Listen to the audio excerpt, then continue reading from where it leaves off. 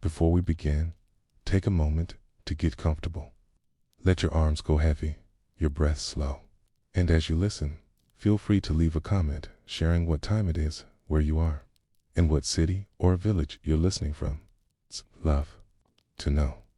And if you'd like more quiet stories like this one, don't forget to subscribe so they gently appear when you need them most.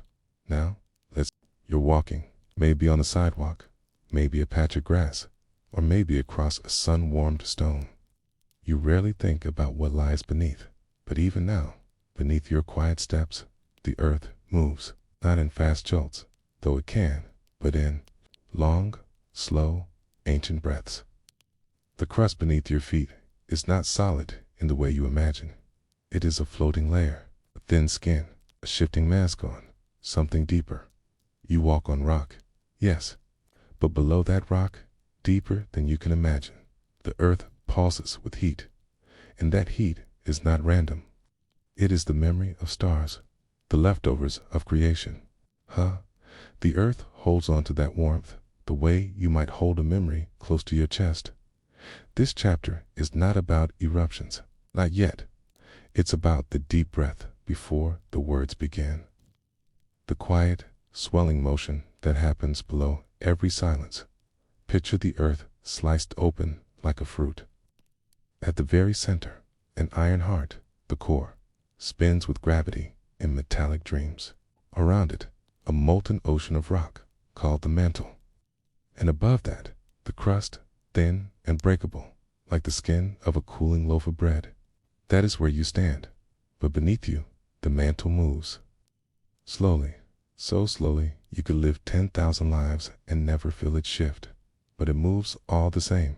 Heat from the core rises, and like soup warming on a stove, the mantle flows in. Soft, viscous circles. These are convection currents, not water, not air, but rock, thick as honey, slowly rising, cooling, sinking, and rising again. It is the deep breath of the earth. This movement does not shout, okay? And over time, that humming movement nudges the crust, not once, but always.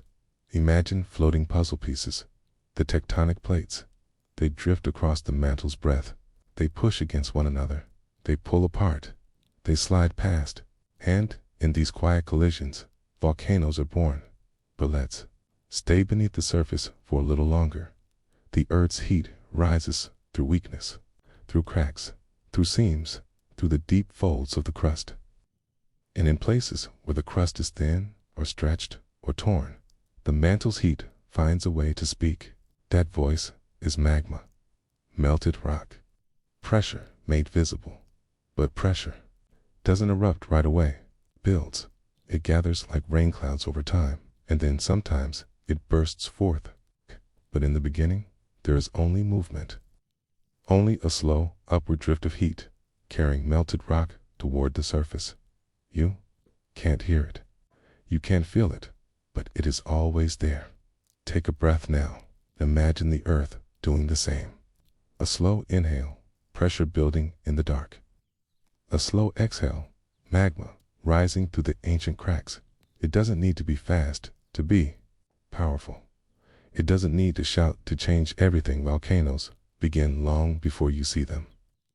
They begin here, in the patient warmth beneath your feet. There are places where this breath is stronger, where the crust is thin, where the mantle speaks more loudly. These places are not random. They are the beginning of the journey. We'll take together a journey into the rhythm of volcanoes. But first, imagine standing very still. Beneath you, 40 miles down, the mantle flows. And above that, the crust shifts like floating rafts on a deep, hidden sea. Even the tallest mountain is just a wrinkle on this crust. Even the ocean floor, deepest where trenches swallow sunlight, is only a dip in the skin.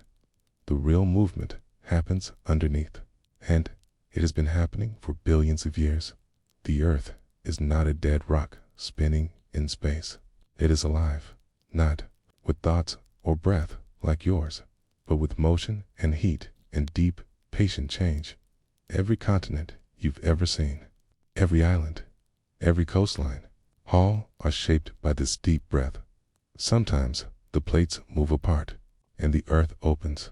From that opening, magma rises and cools, creating new crust. This happens along mid-ocean ridges in the darkest parts of the sea. Creation without light. Other times, the plates collide, and one dives beneath another. This is subduction. It is not violent in the way a punch is violent. It is slow, grinding, inevitable, and it leads to heat, to melting, to the eventual birth of volcanoes. But all of this begins with that breath, that slow motion beneath the crust, this quiet pressure of heat moving upward, of rock softening, melting, gathering. If you could listen to the earth, if you could hear in geologic time, you would not hear silence. You would hear motion. You would hear the whisper of stone folding into stone. Guys, you would hear the sigh of magma rising through cracks. You would hear the pulse of convection shaping continents. And when volcanoes finally rise, it is not sudden. It is the earth finishing a sentence. It began 1,000,000 years ago. So, tonight, as you fall asleep, remember this. You are never truly still, because the ground beneath you is always breathing. Not in panic, not in chaos, but in rhythm, a rhythm. Older than memory, older than trees, older than stars. And this rhythm, this breath, is what makes the mountains rise, what makes the islands form, what feeds the roots of the fire we call volcano. It is not random, it's not cruel, it's the earth remembering how to move. The warmth you feel on your feet when you walk across sunlit stones. It is not just the sun, it is also the earth, slowly, exhaling. It is the planet's way of whispering that it is not done shaping itself, that it still grows, still shifts, still dreams. And perhaps, if you learn to listen slowly enough, you'll hear its breath, not as danger, but as music, as the low, patient song of something ancient and alive. Because volcanoes begin not with fire, but with motion.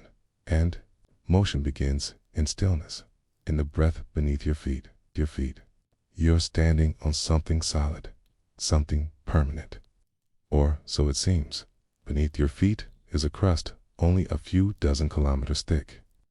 Then, when you think of Earth as a whole, a planet with a radius of over 6,000 kilometers, you walk on this shell, this skin, and it does not feel alive. But it is the earth beneath you breathes. It is not a breath you can hear, not like wind or waves or voices in the night. This breath is deeper, slower, 1,000,000-year inhale, 1,000,000-year exhale. And each time the earth breathes, continents drift, mountains rise, oceans split, and fire touches air. You live on a crust made of plates, not dinner plates, not fragile china, but massive, continent-sized jigsaw pieces that drift. Some grind past one another. Some die below their neighbors. Some pull apart slowly, like ice cracking on a frozen lake. And in the spaces where they meet, the earth whispers upward. Magma, hot, bright, ancient weights below, suspended in the mantle-like thought beneath the surface of speech. It does not boil. It moves like thick honey, like memory, like time when pressure builds, when something gives. This magma finds a path, a weakness, a thread, and it rises. It pushes through layers of rock that have not seen light in 1,000,000,000 years. And if it reaches the surface, if it meets the cold breath of atmosphere, it becomes something else. It becomes a volcano. But you must not rush toward the eruption. First, feel the quiet. Go deeper. The mantle is not a sea. Not really. But it flows. It's a solid rock. Yes. But over time, it moves like liquid. Slow, churning. A convection current, like soup warming on a stove, but spread across the planet. Hot rock rises. Cooled rock sinks. Over and over, this hidden tide turns. And as it turns, it carries with it the crust, the continents. That's how Africa once kissed South America. How India raced north to crash into Asia and lift the Himalayas from seabed to sky. It's how the Atlantic Ocean widens by centimeters each year, not enough to see, but enough to shape the future. Tectonics, they call it, but you can think of it as breath. The breath of the earth, deep, cyclical, alive. Sometimes this breath is .com. Sometimes it heaves. You have felt it, maybe. The tremble beneath your bed, the sudden sway of lamps, the roll of land like a wave passing under a boat. An earthquake is just the earth adjusting, resetting a fault, releasing a sigh. Held too long, but not all motion is violent. Some is generous. In Iceland, the earth opens gently, pouring out lava in slow, glowing rivers. You can stand beside it, warm your hands by it, watch it grow new land, inch by inch.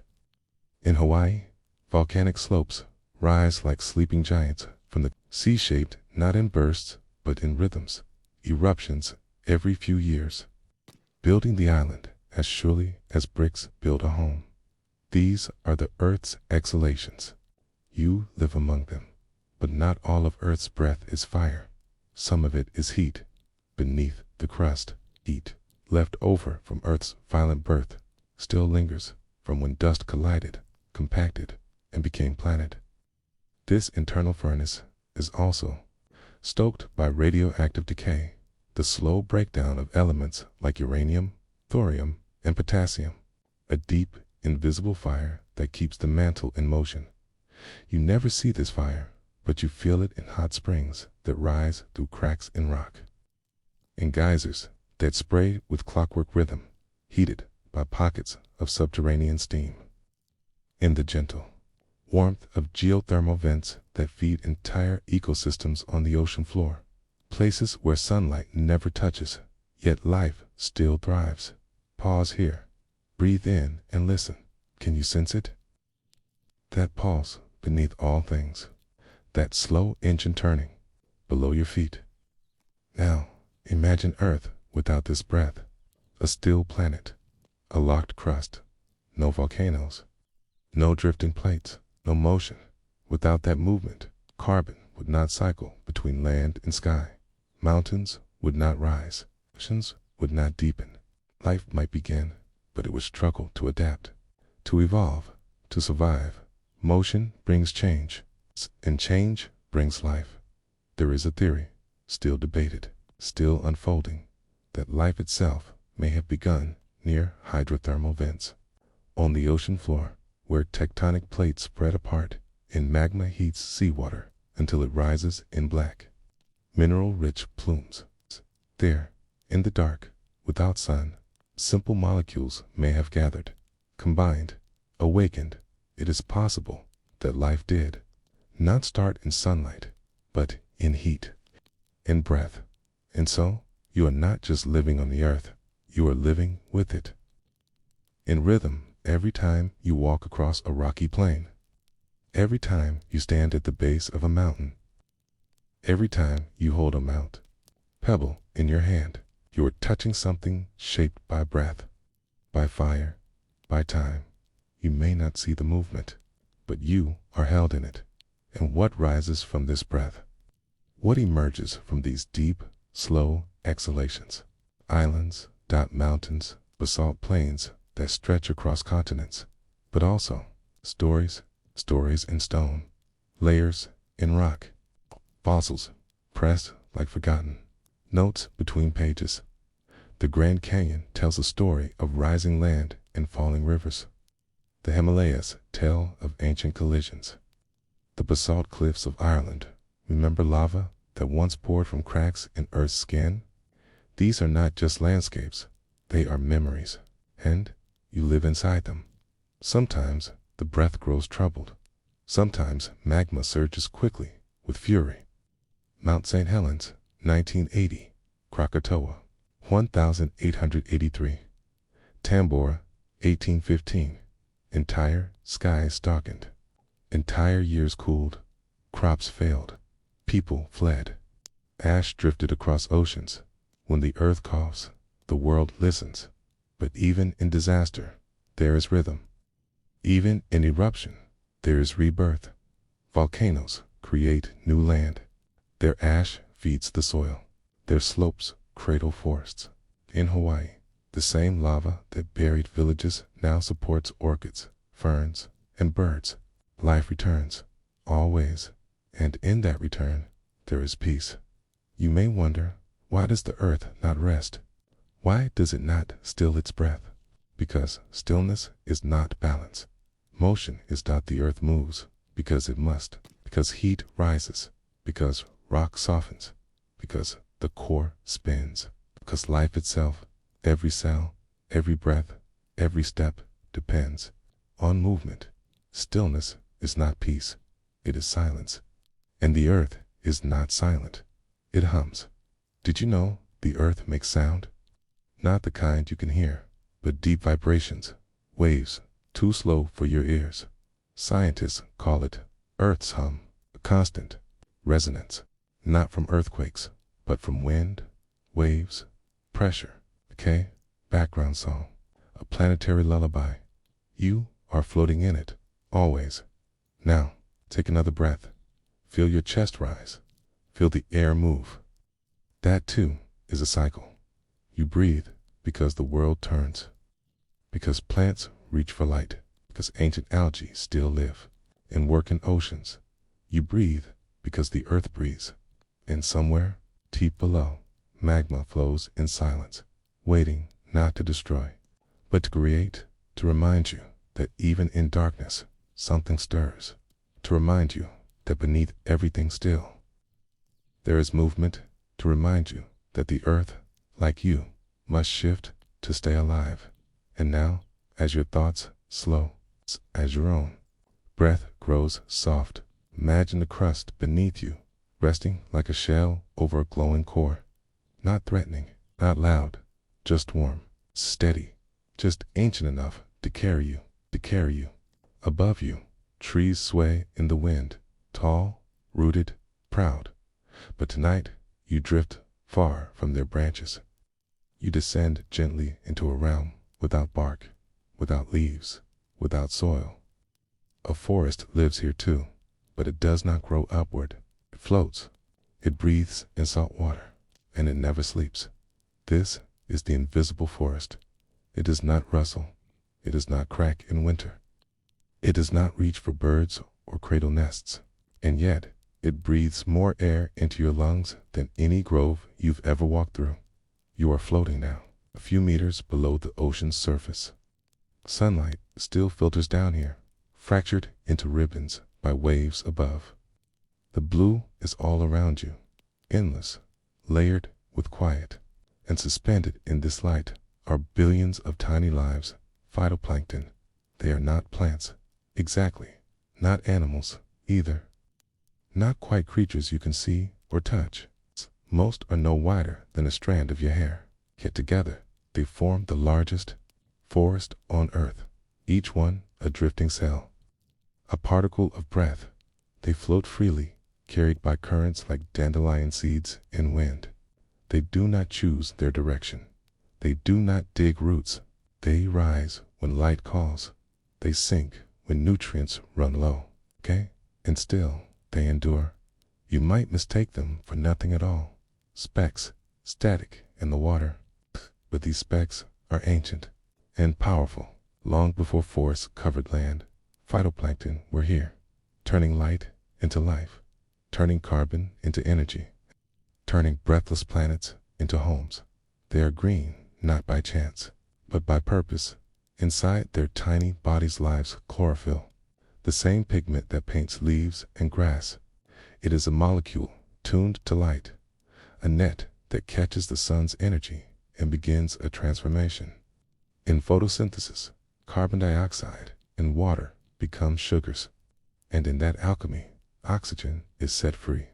Each breath you take tonight is laced with their exhale. Let that settle in. In the quiet between words, in the stillness between waves, you are connected to a world you've never seen. This invisible forest produces more than half of the oxygen in Earth's atmosphere, more than all the trees, all the grasses, all the ferns. It works silently, without trunk or leaf, anchored not in place, but in rhythm. They bloom, sometimes in spring, when sunlight grows stronger and waters mixed with nutrients from the deep. Phytoplankton burst into vast numbers. From space, these blooms appear as swirls of green and turquoise, stretching for miles. Worlds of life painted on the sea. To you, it looks like color. To the ocean, it is food. Tiny zooplankton rise from the depths to feed. Small fish follow. Larger fish chase them. Seabirds circle above. Whales, with mouths like nets, glide through. The bloom, filtering the water by the ton. The chain begins, not with teeth, but with light, caught by the smallest things. And when the bloom fades, the cycle does not end. Dead phytoplankton drift downward, becoming marine snow. A slow, constant fall of organic matter that feeds the deep. A snowfall in the sea, feeding worms and crabs and microbes far below where light can reach. Even in death, they nourish, but they do more than feed. They balance. Phytoplankton absorb vast amounts of carbon dioxide from the air, pulling it into the sea, binding it into life. Without them, carbon would build. The atmosphere would warm. The balance would tip. The planet would change. You are held in their care. Even now, scientists still study them, diving beneath ice, drifting with buoys, watching them from satellites above. Their patterns are complex, their numbers delicate. Too much warmth, too many nutrients, and the balance shifts. Some species bloom excessively, suffocating the water, blocking light, depleting oxygen. Others disappear quietly, unable to adapt. This forest does not cry out when it is damaged. It simply grows quieter, and in that silence, the planet listens. I wonder how something so small, so fragile, so fleeting can matter. But perhaps you, too, are made of quiet things. The calcium in your bones once drifted in the sea. The oxygen in your lungs may have passed through a diatom, a type of phytoplankton that wears a shell of glass like a jewel in the tide. Even the rhythm of your breath echoes theirs. You are not separate from the sea. You are shaped by it. Close your eyes now. Imagine a forest with no path, no roots, no leaves, just light moving through cells suspended in water. Billions of them, breathing. You are drifting above them, gently, as if rocked by thought itself. And with each rise and fall of the sea, you begin to sense their rhythm. Not loud, not insistent, just present.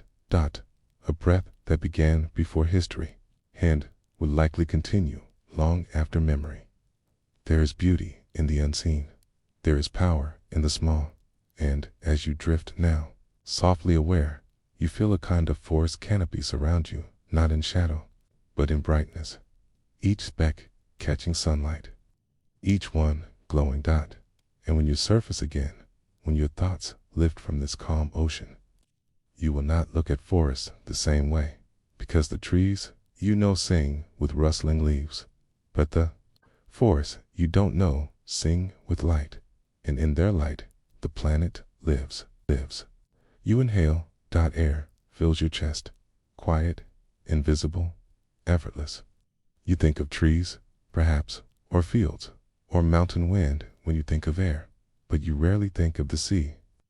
You almost never think of phytoplankton, and yet the breath you just took came from them. Not all of it, but most, more than half, more than every second breath you have ever drawn in your life. Pause for a moment. In, out. Each breath is a silent exchange. You draw in oxygen. T, you release carbon dioxide. K. Inside you, cells unwrap that oxygen, turning it into energy. Not unlike fire, but softer, slower, a kind of internal light. But where does that oxygen begin? Not with trees, though trees are generous. Not with grass, though grass is wide. It begins here with floating cells, sunlit and free, catching light on the open sea. Phytoplankton. You picture them now, tiny, round, often unseen. Their bodies glow softly with green chlorophyll, the pigment of life. They are not plants in the way you know plants.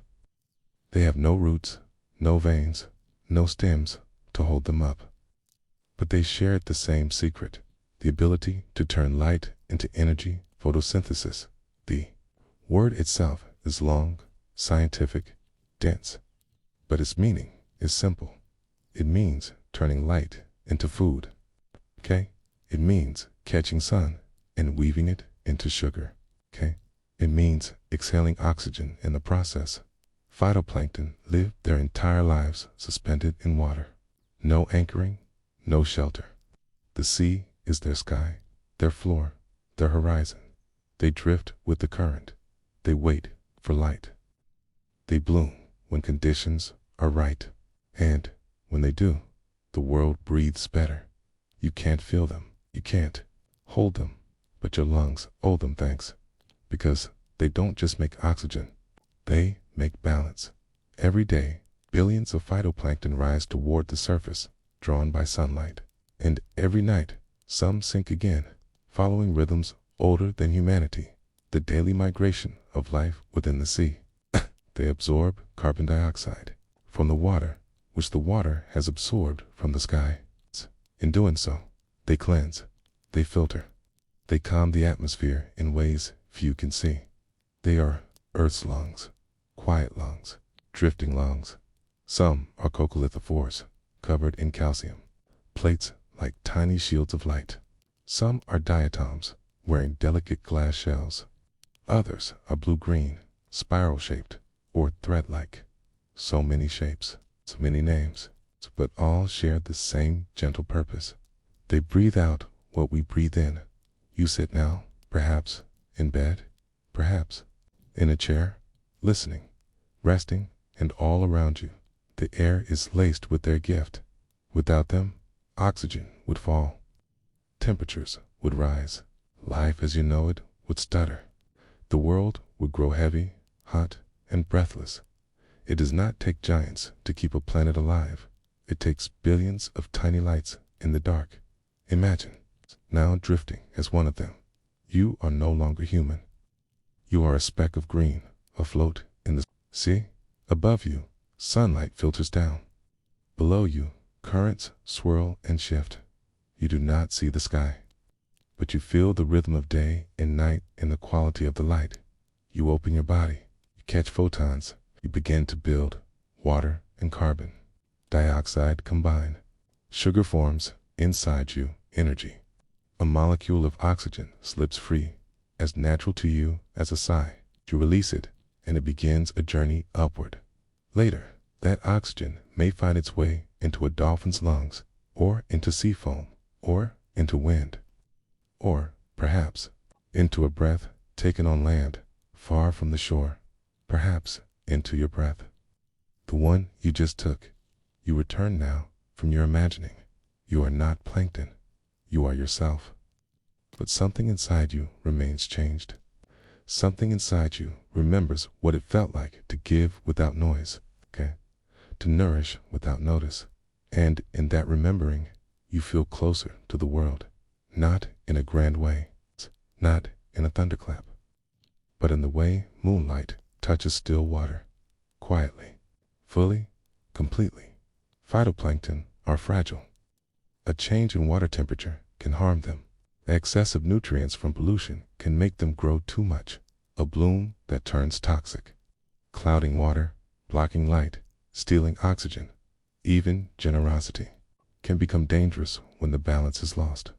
But most of the time, they thrive in harmony, drifting, blooming, feeding, dying, falling, rising again, and the cycle continues. You may wonder, how do we know they're doing all this? We've measured. Satellites now hover in orbit, scanning the oceans for telltale signs of chlorophyll.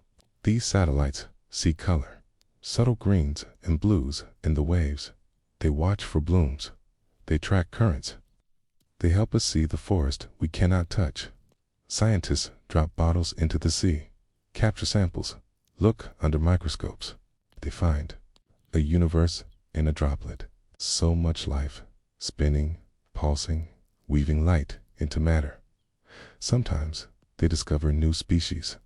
Sometimes they find warning signs, plankton vanishing from waters where they once flourished. The ocean is changing. Climate is shifting. In the invisible forest feels it first. That makes these tiny lives our canaries, our mirrors, our hope, because if they thrive, we thrive. And if they falter, we must listen. You take another breath now. It feels softer somehow, more known, and in that breath, there is gratitude, not spoken, not shouted, just a recognition that life is upheld by things you will never see, never name, never thank in person. You lie back, perhaps. The room is quiet, and in the silence, you can almost hear the sea breathing 1,000 miles away. Sunlight touches the ocean. Beneath it, cells stir, and the world begins to breathe again. The kitchen of life is not always warm. Sometimes it is cold, suspended. Sometimes it floats. You were used to thinking of photosynthesis as something that happens in leaves, in forests, in gardens, in the quiet stretch of morning fields. You imagine chloroplasts tucked inside leaf cells, rows of sunlight-absorbing factories, and the quiet green breath being released into the world. But deep beneath the waves, in saltwater, where no root can take hold, photosynthesis continues. It is slower here, stranger. It does not begin with seeds or stems. It begins with light, moving particles, and a hunger so old that even the stars have forgotten it. You begin again as light. A photon born from the sun's surface travels 93 million miles. It races through vacuum, through atmosphere, through layers of cloud and sky. And at last, it pierces the surface of the ocean. Down it goes. Each layer of water scatters some of its energy. Reds vanish first, then oranges, then yellow. And by the time it reaches the twilight depths, only blue remains. But before it fades entirely, before it is lost to the folds of the sea, this photon meets a floating cell. This cell is green, pale, transparent, barely visible. It drifts with no anchor. It owns no trunk, no branch, no bark. And yet, it is ready. Inside it, chlorophyll waits. The pigment absorbs light. Not just any light, but a specific range, the useful sliver where photosynthesis can happen. And when that photon enters, it excites an electron. This is where the recipe begins, because photosynthesis is not a single act. It is a long, careful choreography, a dance of molecules, water, carbon, and light. And every step must be just right. First, the water in salt water. Life is everywhere. The plankton self floats in a soup of minerals, sodium, chloride, magnesium. But it also holds water inside it, tiny vacuoles, gel-filled pockets, watery hearts. And in this water are 2 atoms of hydrogen and 1 of oxygen, HO. The cell splits the water.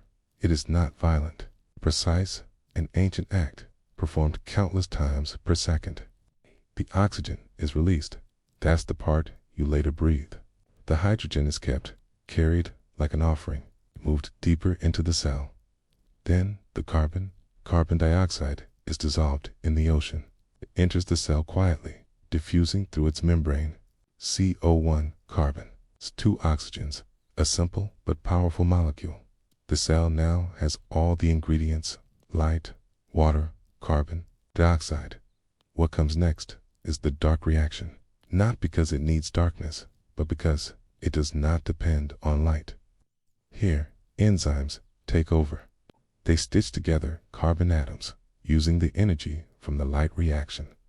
They build glucose, a sugar, a storage of energy, a scaffold for future life. The equation is elegant. 6CO plus 6HO plus light energy gives Coke plus 6O. But the process is not cold.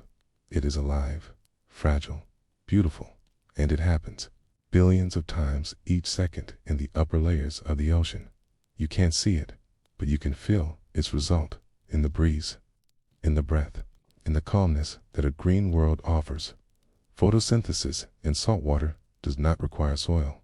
It does not need bark or root. The ocean itself is enough. It holds the ingredients, cradles the cells, lifts them toward light, or pulls them down in shadow. And in this weightless kitchen, life is cooked again and again. Some of these photosynthetic cells are phytoplankton. Others are algae of many kinds: green algae, red algae, golden brown diatoms. Still others are cyanobacteria, ancient, blue-green architects of oxygen who have been at this work for over 2.5 billion years. These cyanobacteria once changed the world. In Earth's early days, the atmosphere was poor in oxygen. But cyanobacteria, living in shallow seas, began to photosynthesize. They released oxygen as a byproduct.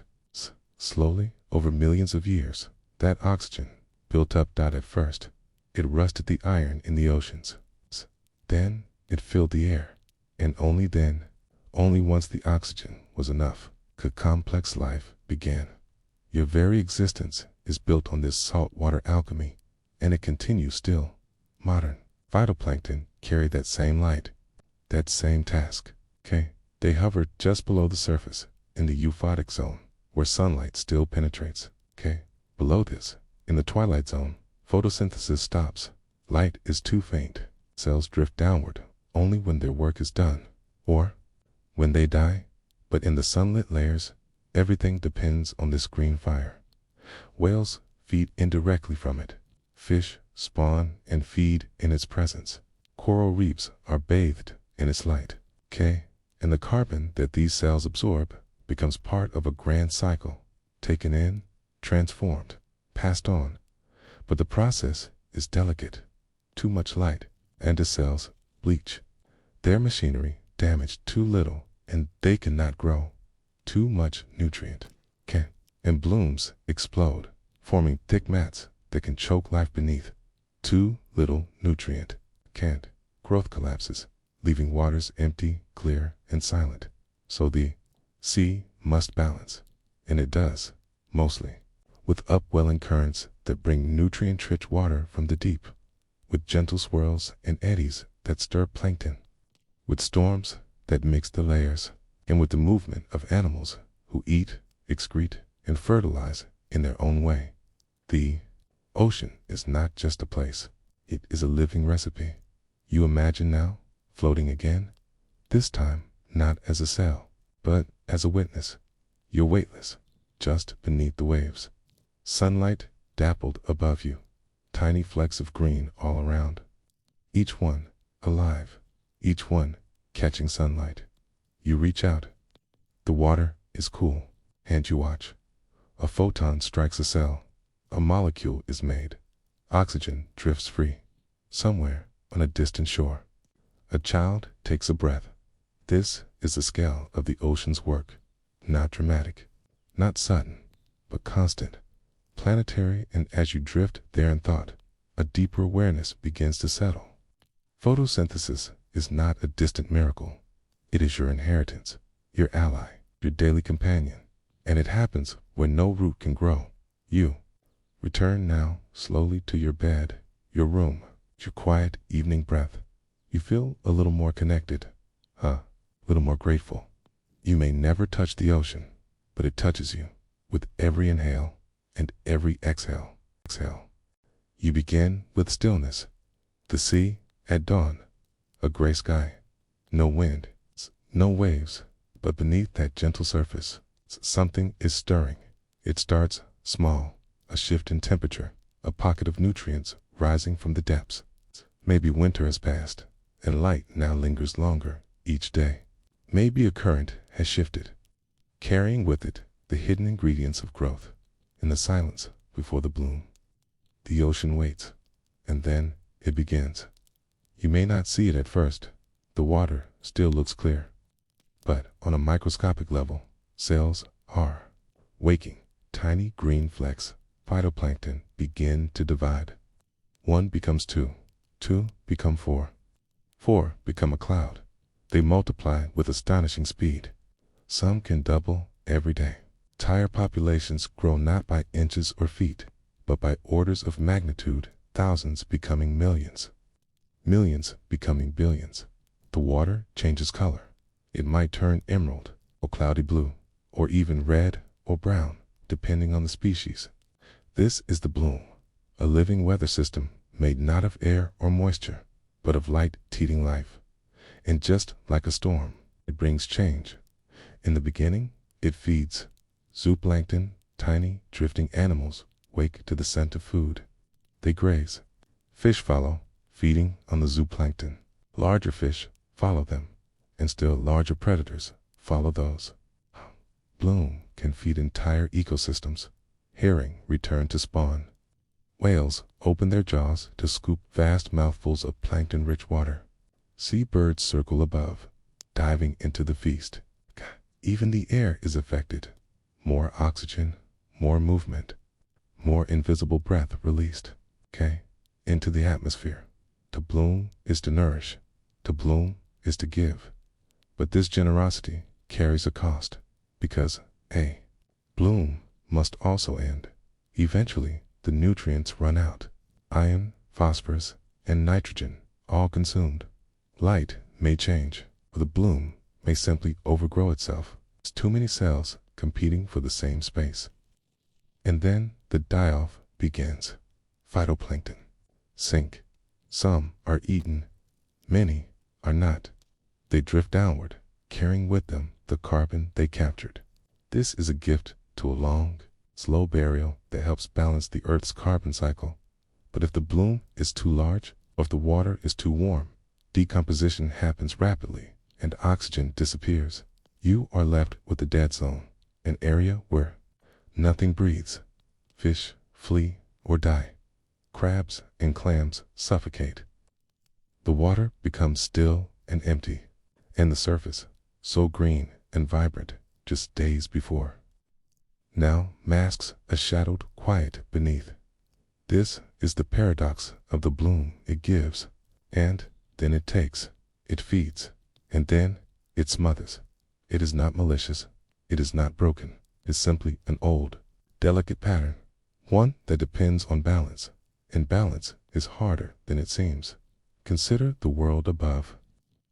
On land, we fertilize crops, we irrigate, we add nitrogen and phosphorus to help things grow, and these nutrients often wash into rivers, then into estuaries, then into the sea. The result? Blooms where none should be. Some are harmless, many are not. These are the harmful algal blooms, sometimes called red tides, caused by species that produce toxins. Shellfish absorb these toxins, and when eaten, they can sicken or kill. Fish die. Dolphins strand. Seabirds fall from the sky. And still, the water looks beautiful. That's the danger. It looks alive. It is alive, but it is also collapsing. These harmful blooms are growing more common. Warmer seas, more fertilizer, runoff, greater disruption of ancient cycles. We bloom too much. We bloom carelessly. And so, the ocean responds, not with anger, but with silence, with dead zones, with fewer fish, with coral reefs weakened, with oxygen stripped from the deep. You pause here, you feel the heaviness of this balance, the generosity of nature, and the responsibility of being part of it. Because a bloom is not good or bad, it simply is. Like breath, a bloom inhales carbon, exhales oxygen, and then dissolves into the dark. It is part of the rhythm that sustains life, the inhale of growth, the exhale of decay. And this rhythm exists in you. You grow.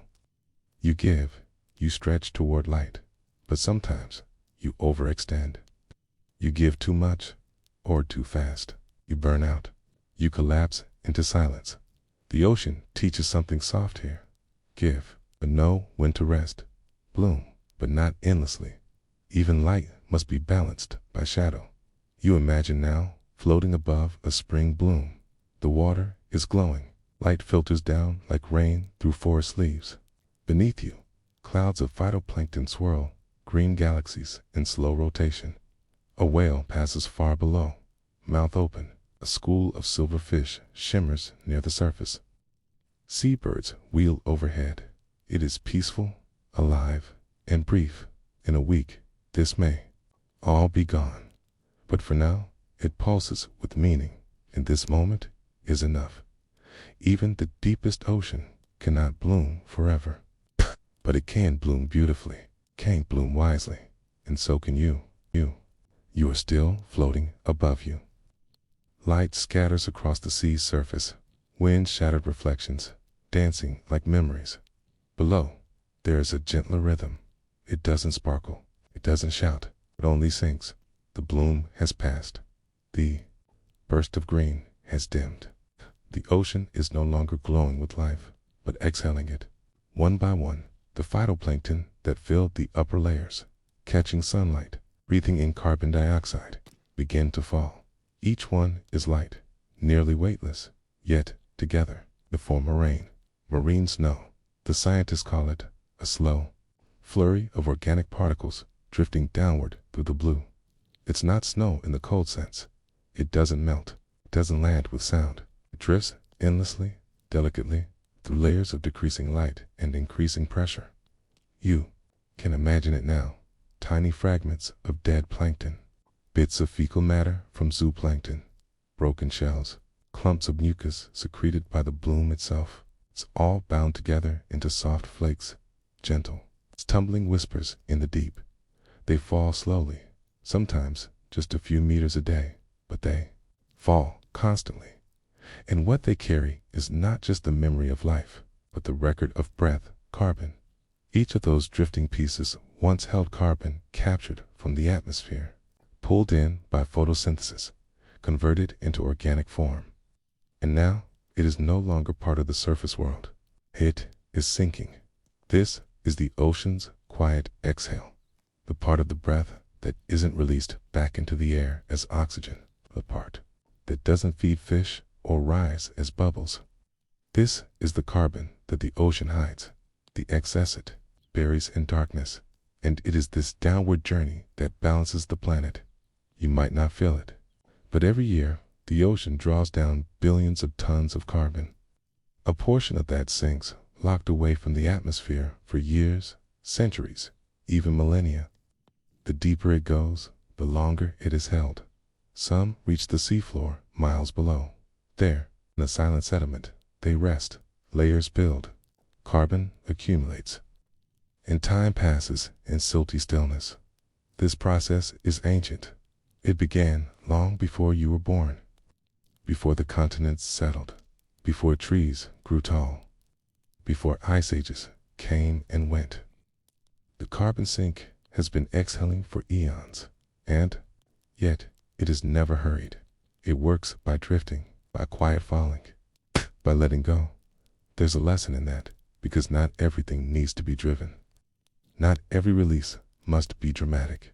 The ocean's greatest act of regulation, its cooling of the climate, storing of breath, happens through the softest means.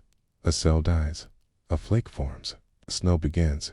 You wonder what else in life might be carried away gently rather than forcefully. What burdens might sink if given time. What thoughts might settle if left unstirred. But not everything needs solving. Some things need only to fall beneath the marine snow. Strange creatures wait at twilight depths.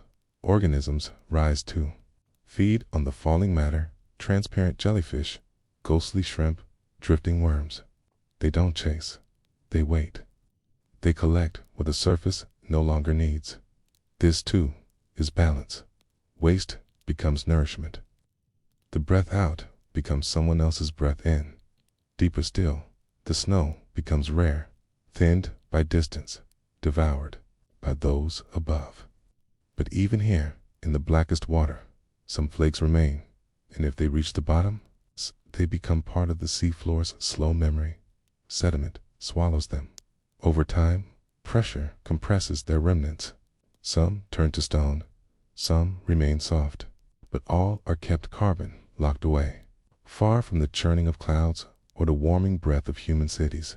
This is Earth's long-term storage, a carbon sink deeper than any vault, quieter than any cave, and in it lies protection, because if too much carbon remains in the air, the planet warms, ice melts, weather turns fierce, life reshuffles. But if carbon falls, if it sinks, there is room again for breath. Right. There is time again for forests. Hey, there is balance. You are breathing now, and somewhere, because of the ocean, that breath, it's easier. Somewhere, a drift of algae helped capture the carbon that could have warmed your future, and without a sound, it fell away. This, too, is generosity. Not loud, not heroic, but essential. You may never see the marine snow. You may never visit the ocean floor. But each time you exhale, part of that cycle touches you, and what falls beneath the waves is not lost. It is part of the story. You begin to wonder about your own quiet falls, the thoughts you release before sleep, the habits you let go of slowly, the emotions that rise one day, then sink the next, becoming memory or sediment, or simply space for new light. Not all letting go is sorrow. Some of it, science. Some of it is photosynthesis. Some of it is peace. The ocean doesn't cling. It doesn't grasp its algae. It feeds, it grows, and then it lets fall. And in doing so, it creates a deeper balance. You might do the same. Allow what's finished to sink. Allow what no longer grows to fall in the stillness of that surrender. The planet breathes, and somewhere, a tiny cell, drifting down through darkness, carries your future with it. Lighter now, quieter now, softer, softer. Seasons are not just the turning of leaves in northern forests. They are not just snowfalls or flowering fields. They are not only felt in your calendar, in school breaks or holidays. They exist below the surface, far below, in waters where no trees grow. The ocean, too, has seasons, quiet, unseen, but no less real. You may not see spring rising through seawater, but phytoplankton feel it. As the planet tilts and the sunlight stretches northward, something ancient begins. The upper layers of the ocean begin to warm. The winds soften, then shift, and the ocean stirs. Winter had pushed the water into stillness, cold and dense, the nutrients trapped below. But now, spring brings light, and that light reaches the surface, warming the topmost layer and unlocking motion. Phytoplankton, dormant or diminished through the colder months, begin to stir, not with sound, not with urgency, but with rhythm. You could almost hear it if you've listened long enough. The pulse of light meeting chlorophyll. Spring blooms. It begins slowly. Tiny algae multiplying, absorbing carbon, photosynthesizing, quote, into invisible clouds, floating life that colors the sea green. The bloom is quiet, yet from space, satellites can see it, swirls of green in a blue world, spinning along currents like a painter's brush, dipped in breath. And with this bloom comes more than beauty. Zooplankton rise to feed. Fish follow. Whales, after long migrations, arrive. Even seabirds sense it, their flights guided not just by instinct, but by this bloom of life. Spring in the ocean is not marked by flowers. It is marked by food. And like all springs, it is brief, because soon the bloom reaches its peak. Phytoplankton multiply until nutrients run low. Light still pours in, but the ingredients for growth, nitrates, phosphates, trace metals, have been consumed. The bloom falters. Some die, some are eaten, and slowly, like leaves falling from trees, the bloom decays. Summer arrives. The ocean stratifies, separates into layers, like a sleeping body with shallow breaths. Warm water sits on top, light and buoyant. Cold water lies below, heavy and still. Between them, a quiet barrier, the thermocline, forms. This barrier traps nutrients below, and light above. Phytoplankton can't cross it. Their world becomes split. Too much light and not enough food above. Too much food and not enough light below. And so, summer becomes a pause, not a death, but a waiting. Algal populations stabilize. Growth slows. They drift, but they endure. Some species adapt, specializing in low-nutrient survival. Others sink, waiting in the dim for the next cycle. You too have summers like this, moments when things grow too fast, when energy burns bright, but something deeper is missing.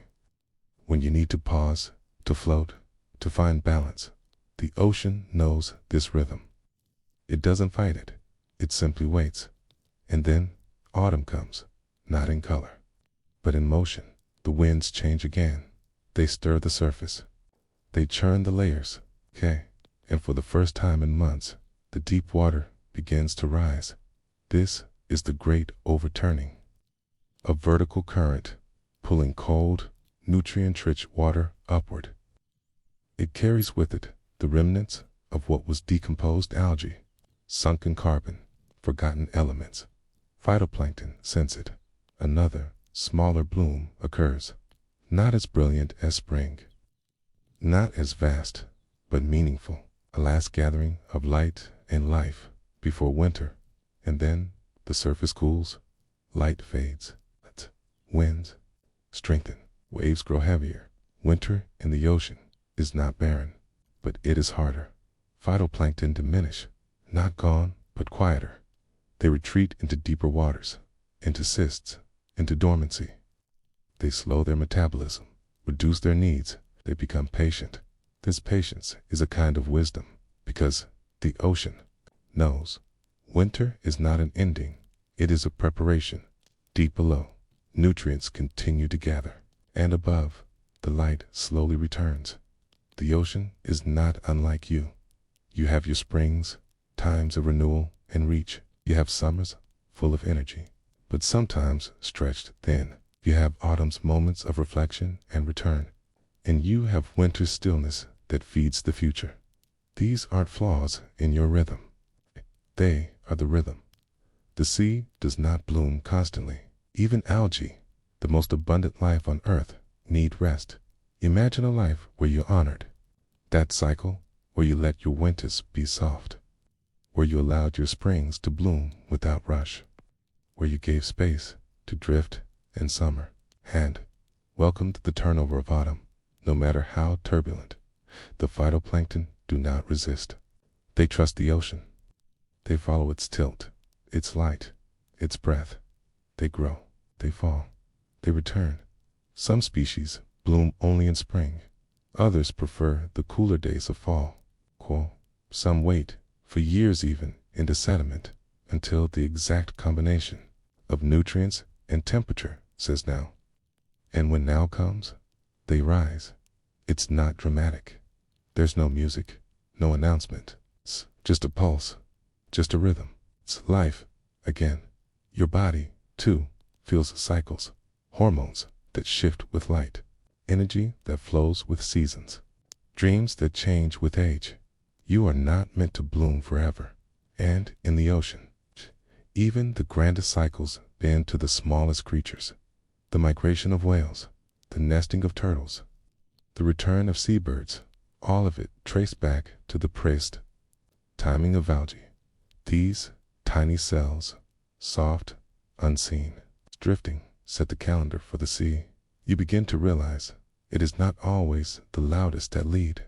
Sometimes it is the quietest rhythms, chlorophyll, sunlight, salt, that shape the world. The ocean remembers its seasons. It does not rush. It does not regret. It blooms. It fades. And still the cycle turns. You might imagine that power always looks like size. The towering predator, the crashing wave, cod, the lion, the eagle, the whale. But in the sea, it's the beginning of power, the beginning of life. It's almost invisible, microscopic, weightless, green, phytoplankton. They are the seed and the sun, all in one. They do not chase. They do not run.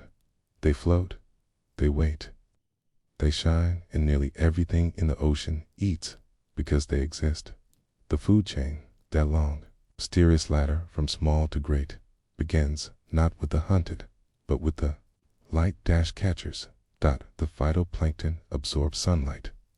They transform it with carbon and water into sugar, into life, and from that sugar, the ocean eats. It begins with zooplankton, tiny, transparent, and drifting. Zooplankton are the grazers of the ocean. They nibble on phytoplankton in slow, hungry clouds. They have no bones, no shields, no weapons, just mouths, but they are many each night. They rise to the surface to feed under cover of darkness in what is called the diurnal vertical migration, the largest animal migration on Earth, happening every single night. By day, they sink to avoid predators. By night, they rise to feast, and when they feed on the phytoplankton, something extraordinary happens. Energy moves from light to plant to animal, from chlorophyll to muscle. This is the start of the chain. Next come the larval fish, barely formed, transparent, fragile, newborn anchovies, sardines, herring. They float in the same waters, feeding on the same zooplankton. Their bodies are built not just on proteins, but on timing. If the bloom of phytoplankton arrives too early, they miss it. If it arrives too late, they starve. The entire future of a fish population, the food for humans, birds, larger fish, rests on this dance between algae and larvae, so delicate, so invisible, so essential. Then come the predators of the small, jellyfish, squid, juvenile fish, and then bigger fish, tuna, cod, mackerel, swordfish, all hunting what fed on what was once. Just light, think about that. A tuna's leap is a memory of sunlight. A whale's dive echoes a chain that began with green. Even the fiercest creatures owe their strength to something that never bites back. Some of the chain flows outward. Seabirds swoop down. Puffins, albatrosses, gulls, snatching fish who once snatched zooplankton, who once drifted in the light. Bears, seals, even humans take their share. You to eat from this chain, whether in sushi, in supplements, or in stories told about the sea. Omega-3 fatty acids. Those oils began in algae. Fish don't make them, they collect them, concentrating the goodness of plankton, your brain, your heart, your memory. They are nourished by things that floated silently in sunlit water. And then there are the giants, the filter feeders. The baleen whales, they do not hunt with teeth, but with patience. They open their mouths and pull in thousands of gallons of seawater, straining krill, zooplankton, tiny fish. Some whales eat as much as 4 tons of krill per day. And krill, tight. They eat phytoplankton. The blue whale, the largest animal that has ever lived, is powered by the smallest life. No myth, no metaphor, just truth. Sunlight to algae, to krill, to whale. Each breath that whale takes, each migration it undertakes, begins with a floating cell of green. Even the coral reefs, bright, buzzing worlds of color. Oh, their beauty, to algae. Corals are animals, yes, but inside their tissues, live microscopic algae, called zooxanthellae. These algae photosynthesize, just like phytoplankton. They share their sugars with the coral in exchange for shelter and light. Without them, the coral starves. Without them, reefs bleach, turn ghost white, and brittle. Without them, entire ecosystems collapse. One cannot feed without the other. And the chain continues. Crabs eat detritus, bits of broken life. Sea stars, eels, sharks, all trace their strength back to that first transformation. Light into sugar, sugar into movement. Even the scavengers, the bottom feeders, the bacteria that recycle what falls, they all consume what began above. In the sunlit layer, this is the biological pump of the sea. a conveyor belt of life, built cell by cell. Sometimes the ocean gives you a glimpse of this chain in motion. A sardine run, tens of millions of sardines migrating along the coast. Behind them, dolphins, sharks, birds, whales, all converging. Above the water, chaos. Below the water, rhythm. Each predator feeding on a link. Each link formed in time. And at the very base, always, the phytoplankton. They bloom. They nourish. They vanish, and the chain begins again. This system, though ancient, is not unbreakable. Pollution, overfishing, climate change. Each threatens the chain, not just at the top, but at the root. Warming waters disrupt blooms. Acidification harms algae. Toxins enter the plankton and move up, bioaccumulating in predators, including humans. The chain is not just a line. It's a mirror. What you put in returns. But so does what you protect. Restore the plankton, and you feed the chain. Protect the algae, and you cradle the whales. Nurture the green, and the blue remains. And here's the quiet truth. Strength does not always roar. It often drifts, often glows in green, often breathes invisibly. You don't see the algae when you look at the sea, but you breathe their breath, you eat their echoes, you dream their rhythms. What if you began to honor the small, not just in science, but in self? The quiet things, a thought, a habit, a kindness, might feed a whole chain.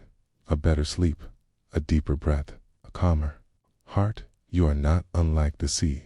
Fed by light, moved by cycles, sustained by what cannot be seen. You close your eyes and imagine a forest. Perhaps you picture trees, trunks rising upward, branches spreading wide, sunlight filtering through leaves like old stained glass. You imagine wind, birds, soil, the rustling hush of green stillness.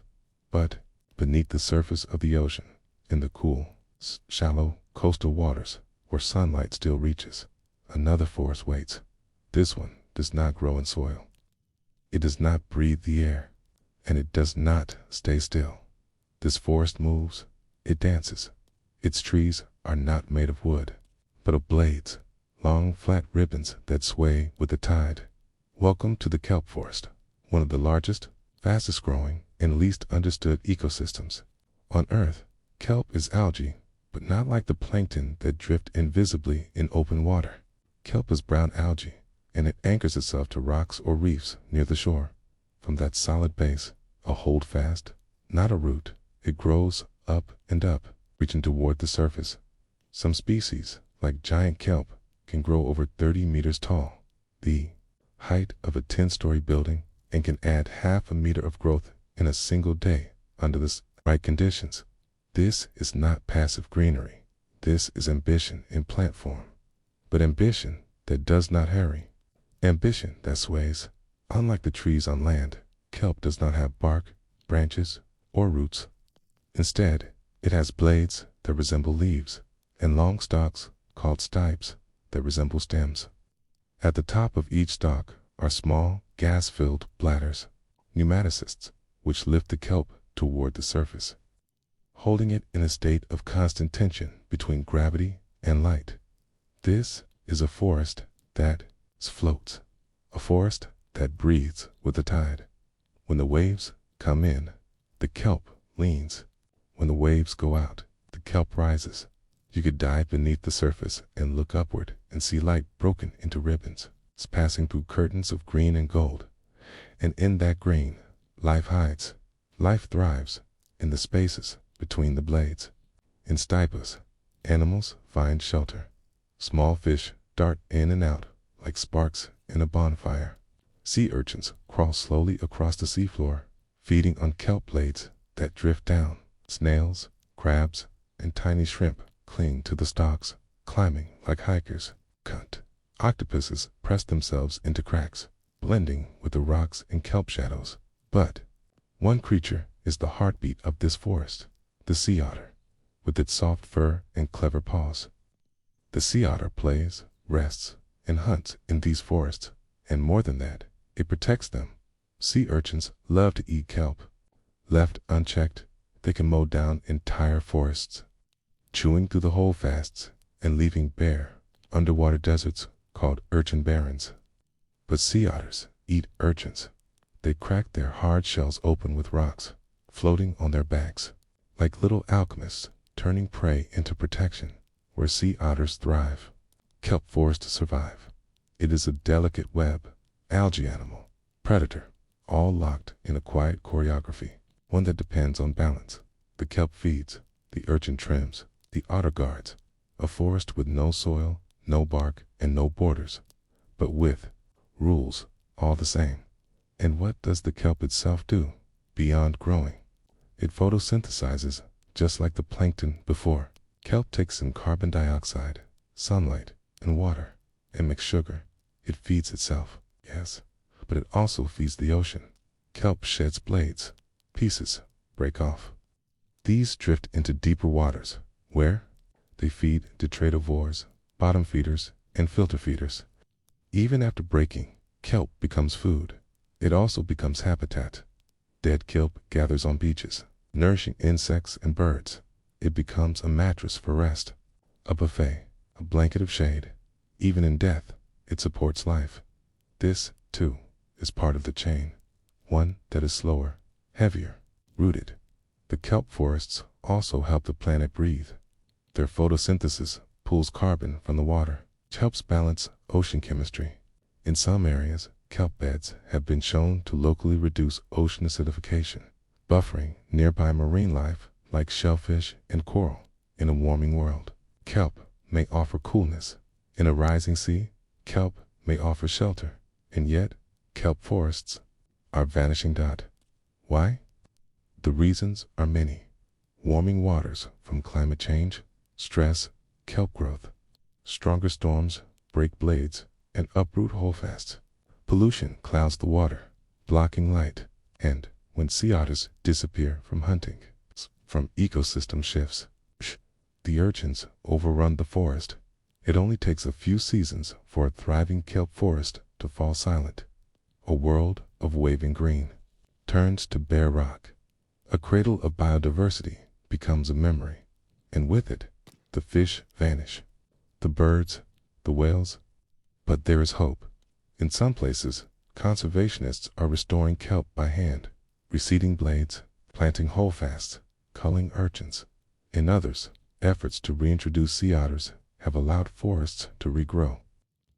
Naturally, a reminder that sometimes protection begins with a single keystone species, and scientists are exploring ways to farm kelp, not just to restore ecosystems, but to feed people, absorb carbon, and create biodegradable materials. Because kelp grows fast. It does not need fertilizer or fresh water. It does not compete for land. It grows in rhythm with the sea. Cane can offer solutions that stretch far beyond the shore, but even beyond utility. Kelp forests offer something quieter. They offer a vision of stillness in motion, of strength that bends, not breaks, of reaching upward, not with struggle, but with surrender. To watch a kelp forest move is to understand something ancient in yourself, that you can be rooted and flexible, that you can grow fast and still be gentle, that you can shelter others even as you sway. You are not made of blades and bladders, but you, too, hold light.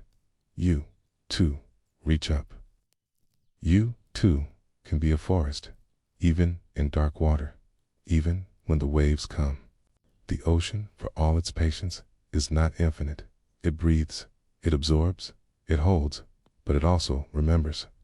Every extra degree of heat, every drifting drop of nitrogen, every chemical spill or warming current or sound that does not belong to it, remembers imbalance, and when the balance breaks, it doesn't scream, it murmurs, it shifts, sighs in algae.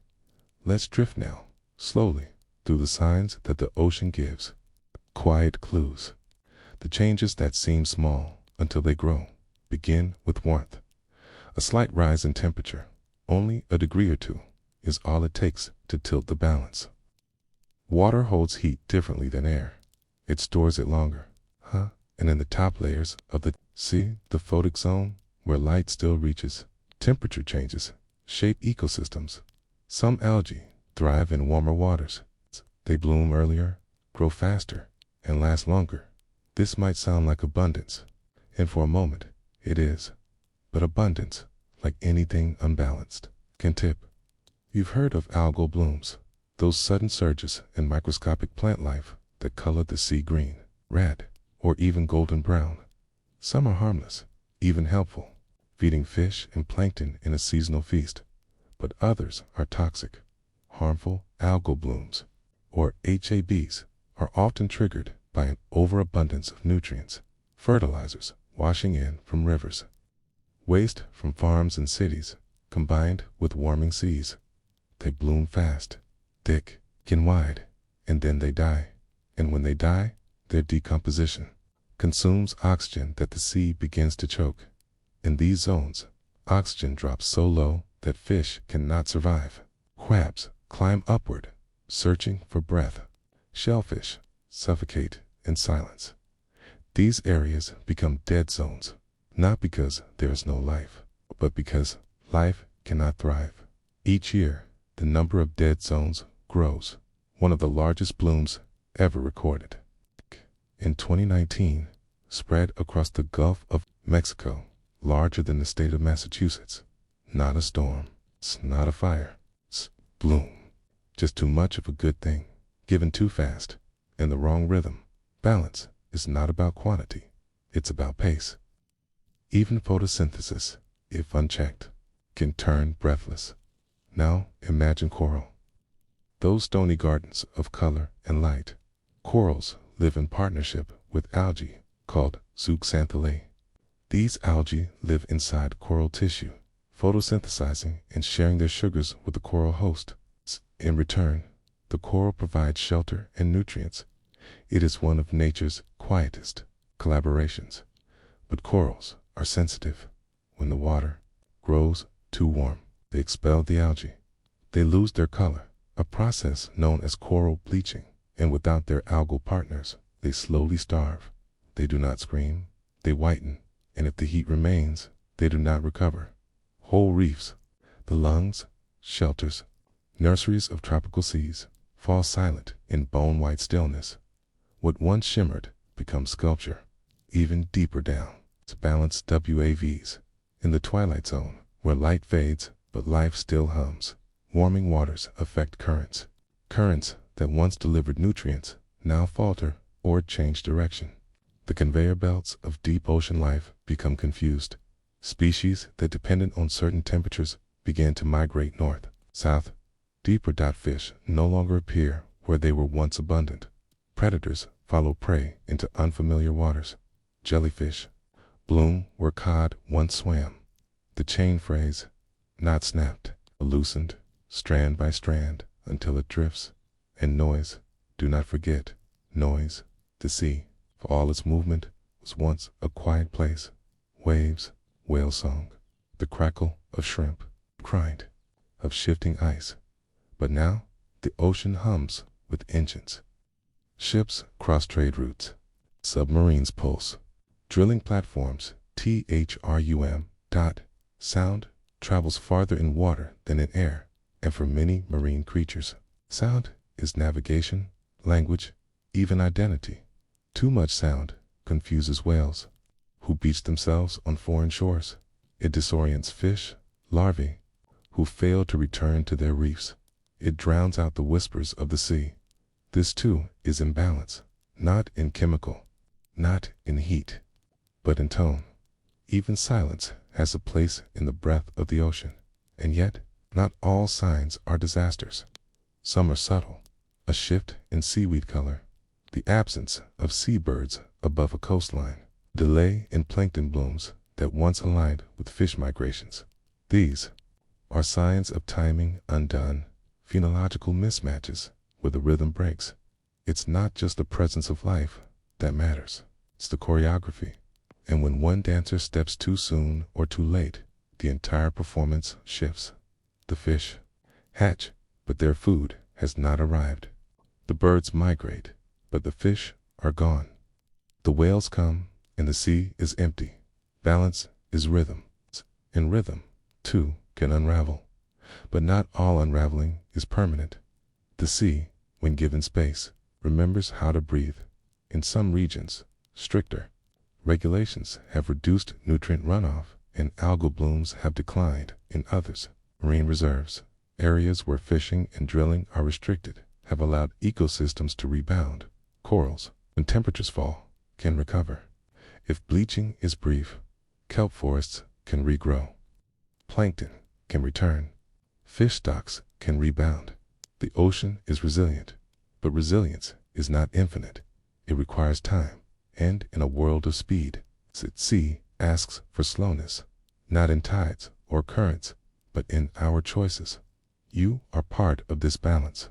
Your food, your fuel, your fertilizer, your warmth, it touches the sea, whether you live beside it or 1,000 miles away. Every breath you take owes something to algae, and every imbalance in the ocean eventually arrives in the air. What begins in plankton ripples outward into weather, into fish, into breath. The ocean is not just a place.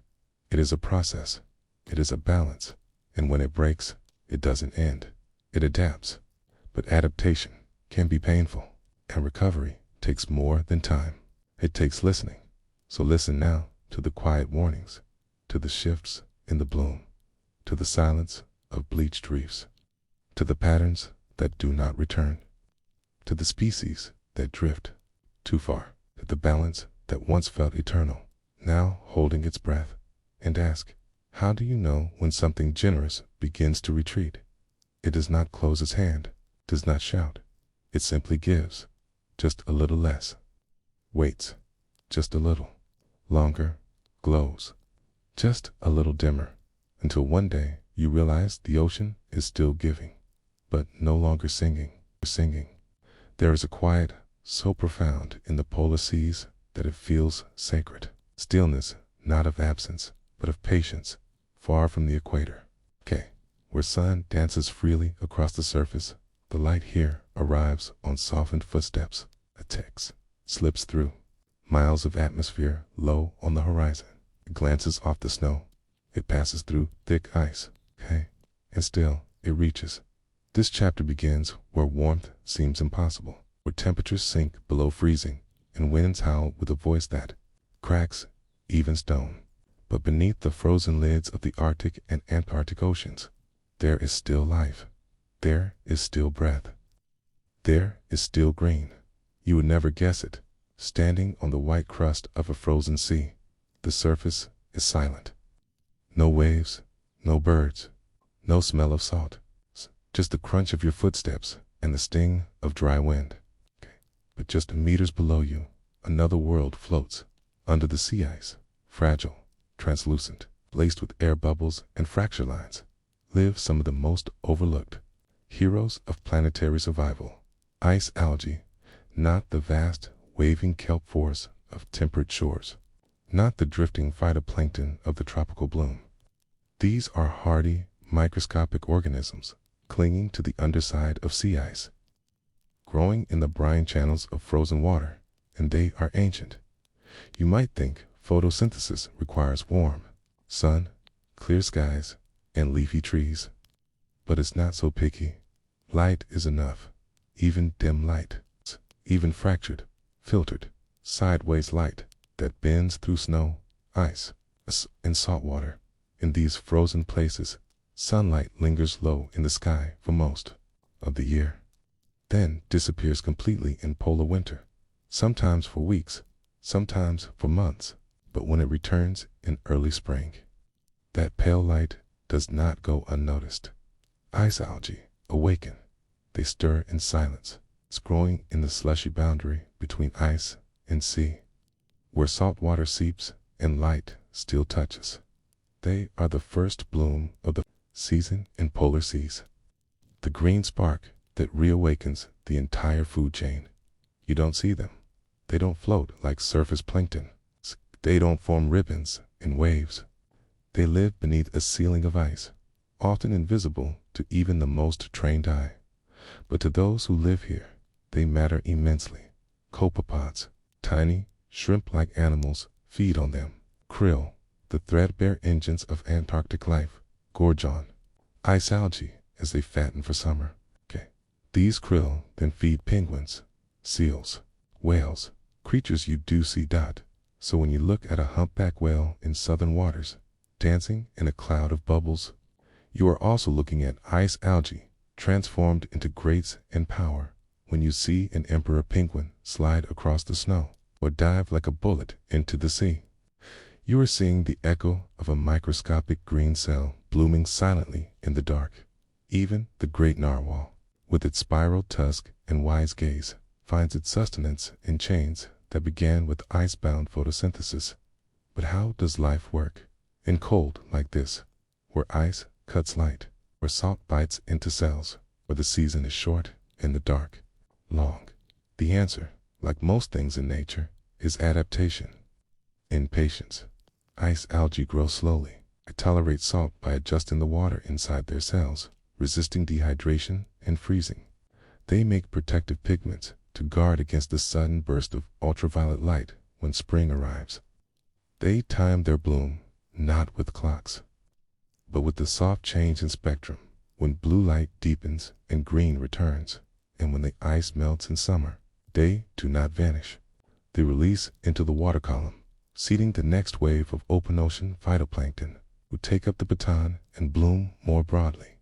This is relay, not revolution. A quiet handoff, timed with the thaw. Scientists study them now with ice cores and submersible cameras. They lie on their stomachs atop frozen sheets, drilling down into the boundary layer, collecting samples of slush that hold entire communities. These are not glamorous studies. Fingers go numb, breath clouds the lenses, machines seize up, but what they find matters. Because polar algae are not just food, they are part of Earth's carbon cycle, capturing carbon dioxide from the atmosphere and beginning its journey downward. In the Southern Ocean, vast amounts of sea are absorbed by plankton born from ice algae. Some of this carbon is eaten, some is exhaled, some is carried into the deep when organisms die, falling into the abyss, sequestered for centuries. The frozen sea is a lung. Not fast, not loud, but steady. And yet, even this patient system is changing. Warming reaches the poles faster than anywhere else on Earth. The Arctic sea ice now melts earlier in the year and returns later. In some places, it does not return at all. This changes the timing of algae blooms, and timing is everything. If ice melts too soon, algae release too early before krill are ready, before birds return, before whales migrate. The food arrives, but no one's home. Or worse, fresh water from melting glaciers dilutes the salty habitat where algae once grew, starving them of the conditions they need. And so, like elsewhere in the sea, balance wavers. The bloom comes, but fewer feed. The whales arrive, but find silence. The penguins hatch, but go hungry.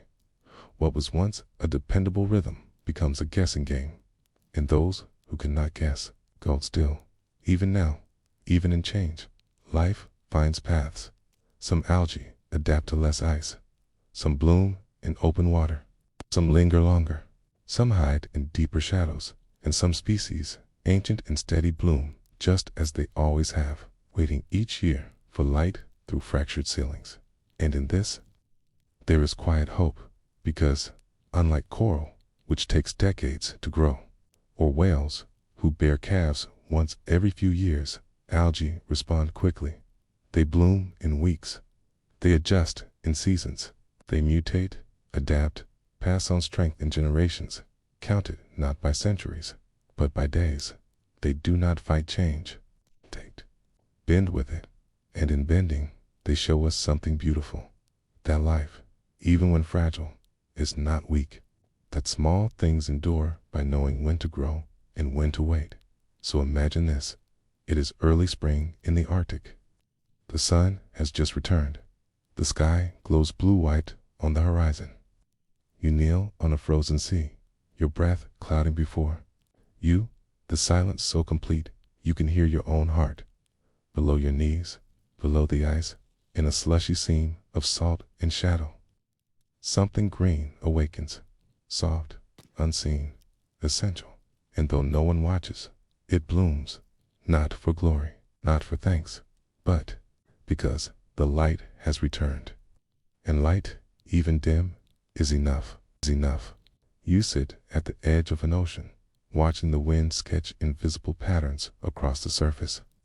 The sky is a soft steel gray, and the water mirrors it, a shifting canvas of light and movement.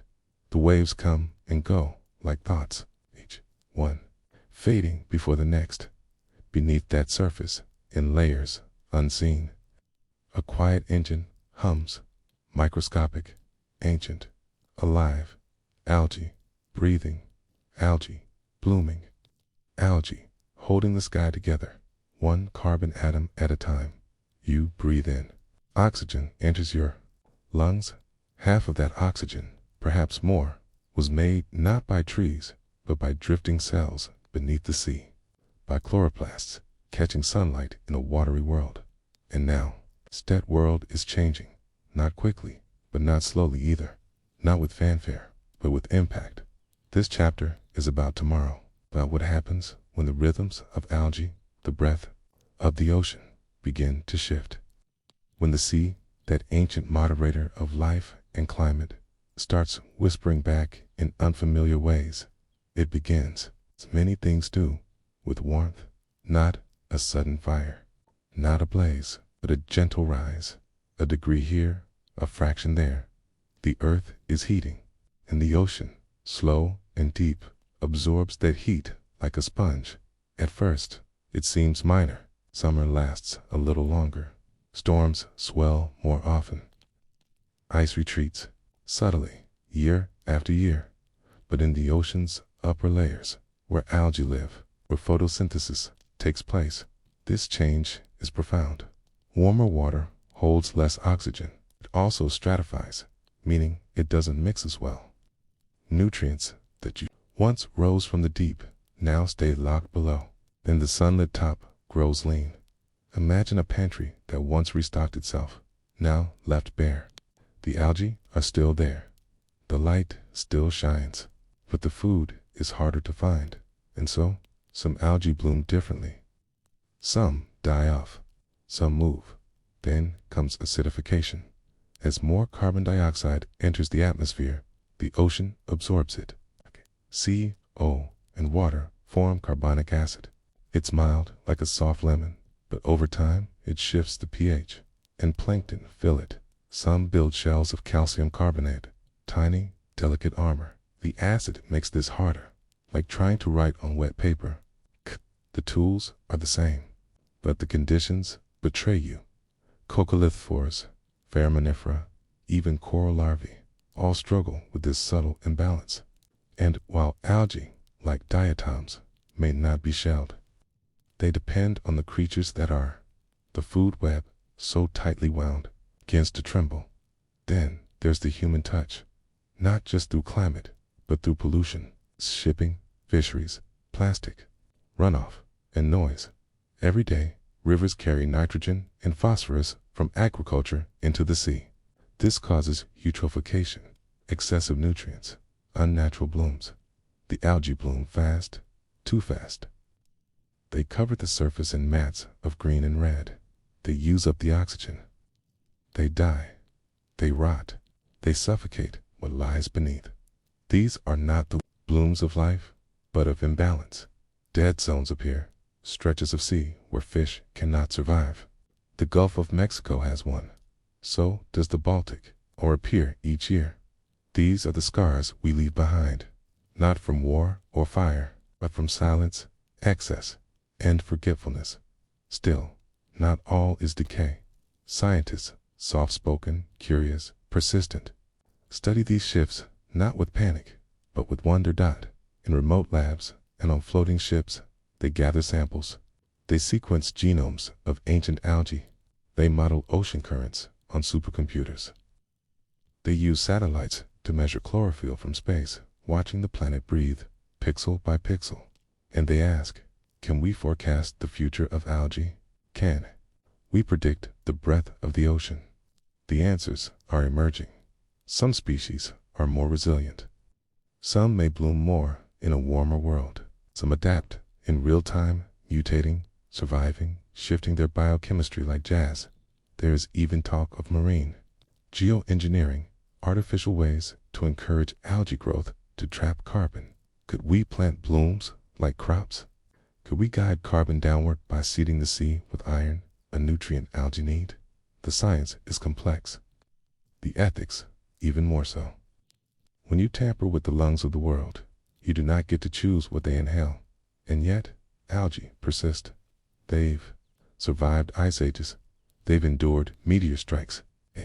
They've witnessed mass extinctions, rebalancing each time. They are old.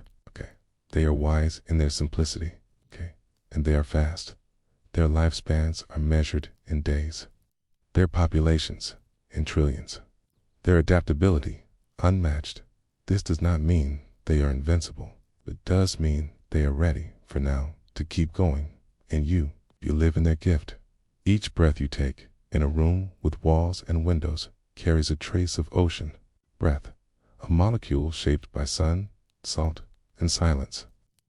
You may never see the algae, but they see you, or rather, they feel you in the changing tides of warmth, chemistry, can light. The question becomes not, will algae survive, but rather, what version of the world will they survive in? Will the blooms feed whales, or choke coral? Will oxygen flow, or recede? Will the invisible forest thrive, or become a memory? These are not questions for someone else. They are questions for us, the breathers. Because the ocean's breath is not separate from your own. It fills your lungs. It cools your climate. It binds your storms. It feeds your food. To protect algae is to protect your future, not in grand speeches or sudden inventions, but in the slow turning of choices, in clean rivers, in careful farming, in global cooperation, in curiosity, in awe. Perhaps the algae do not need saving.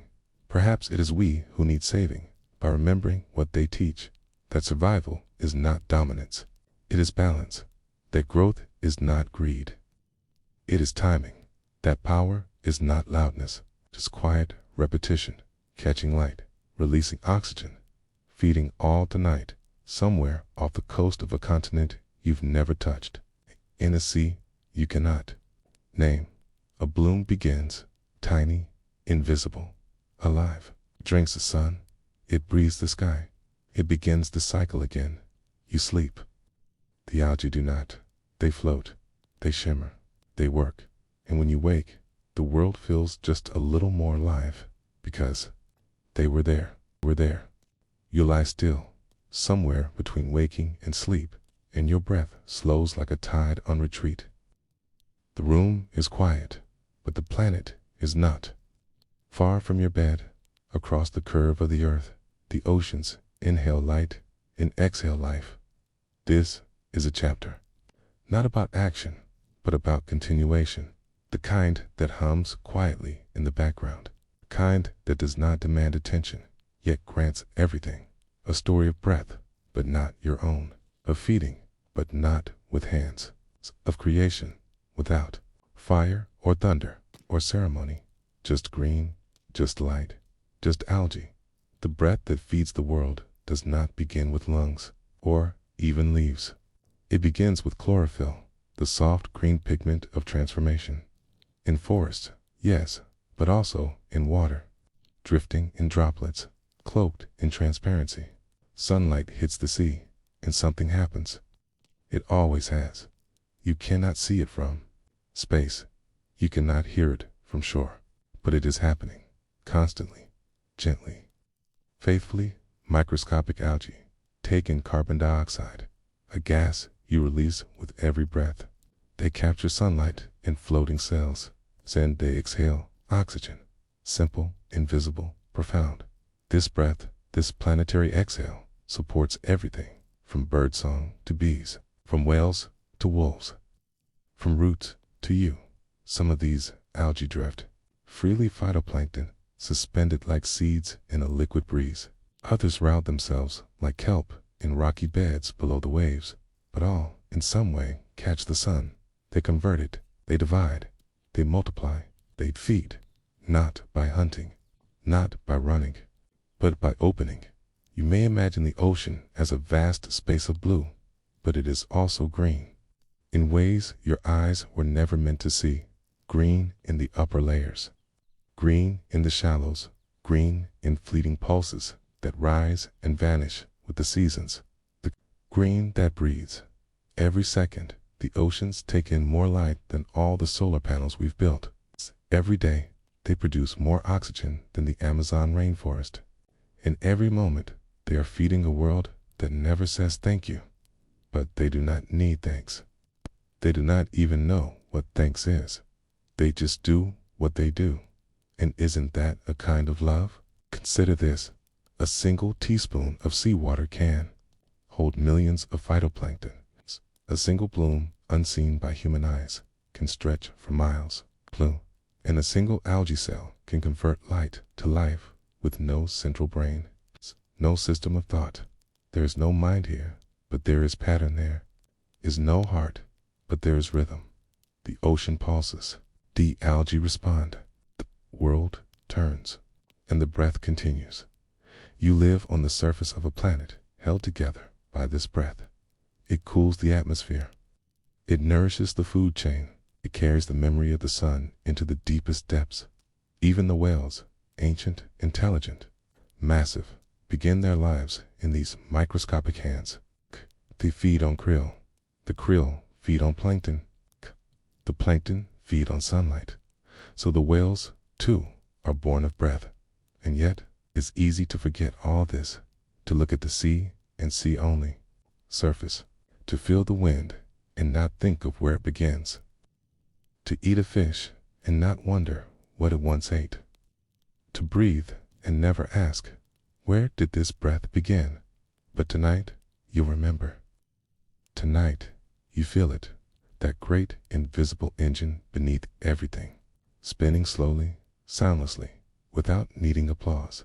It is humbling to know that something so small can matter so much, that what sustains you is not the towering or the loud, but the drifting, the ancient, the soft. The algae do not build. They do not own. They do not war. They do not plan. And yet, they make the sky breathable. They make the ocean livable.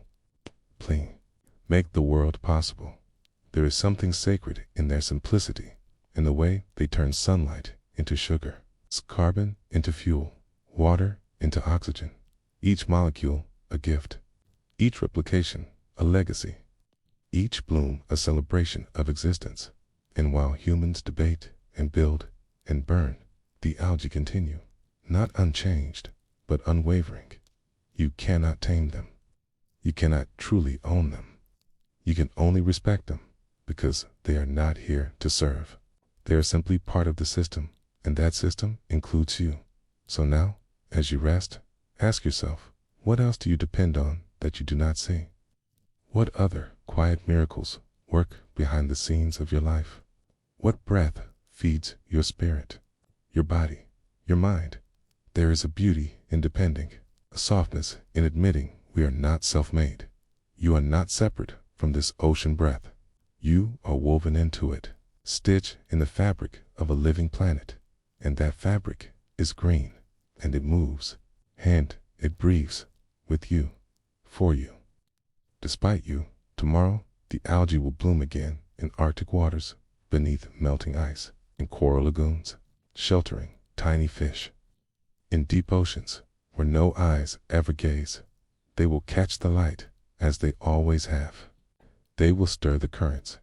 They will feed the world. And you, you will walk unaware. You will breathe, unconscious of the exchange.